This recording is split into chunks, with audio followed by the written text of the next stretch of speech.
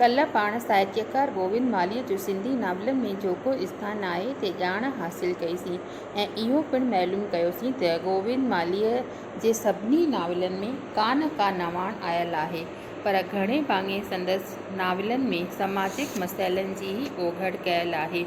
हाणे अचो त ॾिसूं संदसि नाटक ऐं कहाणियूं कहिड़ियूं कहिड़ियूं आहिनि। नावलनि वांगुरु हिन जी कहाणियुनि जा विषय बि गूनागूं माना तरह तरह जा आहिनि। हिन लॻभॻि 2 डज़न खनि कहाणियूं लिखियूं आहिनि। संदसि पहिरीं कहाणी हमदर्दीअ जो अहसासु हिंदू संसार में शाया थी हुई। उन बैदि इहो सिलसिलो हलंदो रहियो ऐं संदसि कहाणियूं जुदा जुदा रसालनि में शाया थींदियूं रहियूं। माली साहिब जूं कहाणियूं शरणार्थी, ॾियारीअ जी राति, एहसान बंदी, अॻिते क़दम, आदमखोर, इहा बि का आखाणी आहे, क़ाबिले ज़िक्र आहिनि। इहा बि का आखाणी आहे त एतिरी पसंदि पई जो उन जो तर्जुमो भारत जे 5-6 भाषाउनि में पिणु कयो वियो आहे। हारी हक़दार हिन जी सियासी मौज़ूअ वारी कहाणी आहे जेका सिंध में प्रहपुटी मैगज़ीन में शाया थी हुई। संदसि कहाणियूं किन मज़मून ऐं रसालनि में टिड़ियल पखिड़ियल हालत में हुयूं, जिन खे कठो करे कुझु वक़्तु अॻु मजमूए जे रूप में सिंधी टाइम्स तरफ़ां छपायो वियो, जंहिं में 1946 खां 1955 ताईं लिखियल मुख्य कहाणियूं शाया थियल आहिनि।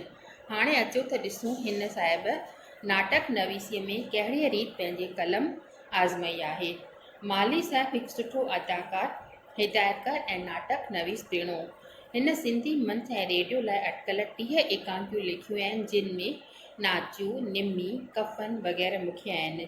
हिन जी एकांकी नाटकनि जो हिकु मजमूओ गोठ कुंवर राज़ी शाया थियल आहे।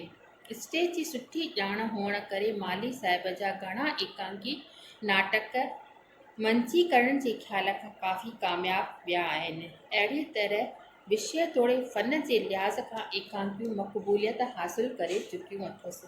इन खां सवाइ हिंदीअ में बि नाटक लिखिया अथसि। संदसि जूह जे किनारे नाटक जो तर्जुमो बि हिंदीअ में थियो आहे।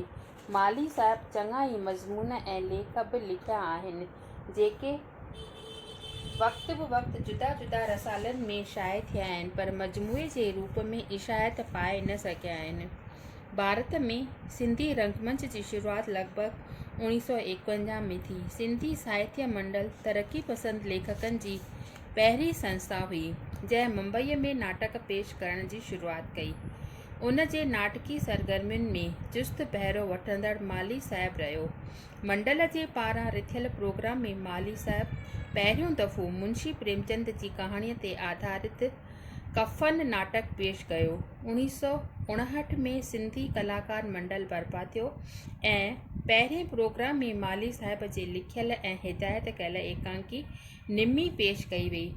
पोइ त एकांकियुनि पेश करण जो सिलसिलो शुरू थी वियो। लगातार 8-10 एकांकियूं पेश थियूं, जेके सभु माली साहिब जूं लिखियल ऐं हिदायत कयल हुयूं। पेशकश जे लिहाज़ खां संदसि एकांकियूं निमी ऐं गुस्ताखी माफ़ बहितरीन एकांकियूं रहियूं। विरहाङे खां पोइ सिंधी नाटक खे अवसर ॾियण में नए सिर सिंधी रंगमंच जो विकास करण जी शुरूआती दौर में प्रोफेसर मुंघाराम मलकाणी, प्रोफेसर राम पंजवाणी सां गॾु माली साहिब क़ाबिले ज़िक्र आहिनि। मुंबईअ में सिंधु कला मंदिर ऐं सिंधु आर्ट थिएटर जे बुनियाद खां पोइ जॾहिं माली साहिब ॾिठो त नाटकी खेत्र में ॿियूं बि संस्थाऊं वजूद में अची वयूं आहिनि, तॾहिं हिन साहिब सिंधु कलाकार मंडल खे संगीत जे खेत्र ताईं महदूद रखियो। हिन संगीत लाइ सिंधी दर्शकनि में चाह पैदा कयो। गुज़िरियल 15-20 सालनि खां भारत जे जुदा जुदा शहरनि में नाटकी अंदाज़ में संगीत प्रोग्राम पेश करे सिंधी संगीत ऐं संस्कृतीअ जो फैलाव न फ़क़ति भारत देश में पर दूर देश Dubai, Hong Kong, Jakarta, Singapore, Tokyo, Yokohama, Manila में बि कयो वियो। हिन महिल ताईं कलाकार मंडल जंहिंजा सिरमौर भगवंती नावाणी, सतरामदास रोहिड़ा, सुरेंद्र कुमार लखे सिंधी खां गैर सिंधी दर्शकनि खे पंहिंजे संगीत जो रस वठायो आहे। निज सिंधी संगीत जहिड़ोकि लोली, ओराणा, लाॾा, ऐं सिंधी तहज़ीब जा मज़ाक़ी गीत सिंधी रंगमंच ते पहिरियों दफ़ो आणण जो शरफ़ पिणु श्री गोविंद मालीअ खे आहे। हिकु ॻाल्हि ॿी त माली साहिबु स्टेज डायरेक्टर खां हिकु क़दम अॻिते वधाए फिल्म डायरेक्टर ऐं प्रोड्यूसर बणियो। सिंधी फिल्म सिंधुअ जे किनारे स्क्रीन प्ले लिखी उनखे फ़िल्मायो, जंहिं में मशहूरु स्टेज अदाकारनि सां गॾु संदसि गायक कलाकारनि पिणु भाॻ वरितो। सचुपचु माली साहिबु हिकु बहिगुणी शख़्सियत आहे, जंहिं न रुॻो साहित्य ऐं कला जे खेत्र में पाण मोकिलियो आहे, पर साण साण समाजिक खेत्र में बि हू काफ़ी सरगर्म रहियो। मंझि सिंधियत जो जज़्बो कूटां कूट भरियल आहे। हक़ीक़त में समाजिक खेत्र में तरक़ी पसंद दौर जी तिमूर्ती माली, कीरत ऐं उत्तम ऐं भेण पोपटी काफ़ी अॻिते रहिया आहिनि। भारत जे विधान में सिंधी ॿोलीअ खे 8 शेड्यूल में आणण लाइ हिन तहरीक हलायो ऐं आख़िर सिंधी ॿोलीअ खे भारत जे जोड़जक में जोगी जाइ पिणु ॾियारी। सिंधियत जे बाग़ जो ही माली ॾिसण में बिल्कुलु सादो, लिबास में शाइराणो नूं, अछो जोगो ऐं अछो पजामो, कारी सतरी ऐं अखियुनि ते कारे फ्रेम वारी ऐनक पहिरींदड़ निहठो पर ख़ुदिदार इंसान आहे। वक़्त जी क़ीमत ॼाणंदड़ ऐं रिथाइते नमूने में कमु कंदड़ आहे। माली साहिब खे सिंधी साहित्य ऐं संस्कृतीअ लाइ अनोखी लगन आहे। अहिड़े महान लेखक ऐं कलाकार सिंधियत जी शीदाईअ ते सिंधी जातीअ खे फ़ख़ुरु आहे।